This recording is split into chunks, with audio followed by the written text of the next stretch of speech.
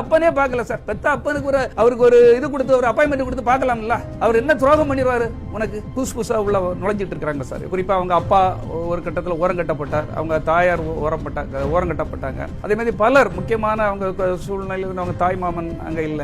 இது ஒரு தலைமையில இருக்கிற ஒரு விஜய் வந்து கண்ணும் கருத்துமா இல்லைன்னா இயக்கம் எப்படி வளரும்? நான் எப்படி அந்த இயக்கத்துக்குள்ள போய் என்ன விடுவான்? நான் எப்படி ஒர்க் பண்ண முடியும்? என்னை மாதிரி எத்தனை பேர் குமரிக்கிட்டு இருக்காங்க நினைச்சு பாருங்க. ஒரு பெண் முன்ன போகும்போதே அந்த பெண்ணே பார்க்கலன்னா அவர் யாரை பார்ப்பாரு? பெத்த அப்பனே பார்க்கல சார். பெத்த அப்பனுக்கு அவருக்கு ஒரு இது கொடுத்து ஒரு அப்பாயின்மெண்ட் கொடுத்து பார்க்கலாம்ல. அவர் என்ன துரோகம் பண்ணிடுவாரு உனக்கு? அப்போ ஏதோ ஒரு இதுல அவர் தான் எங்கேயோ போயிட்டு இருக்கோம். ஒரு நடிகர்ங்கிற மமதையில நான் உச்சத்துல இருக்கேன், நான் உயரத்துக்கு போயிட்டேன். உச்சத்துக்கு வர்றதுக்கு எத்தனையோ பேர் உழைச்சிருக்காங்க அவர் கூட.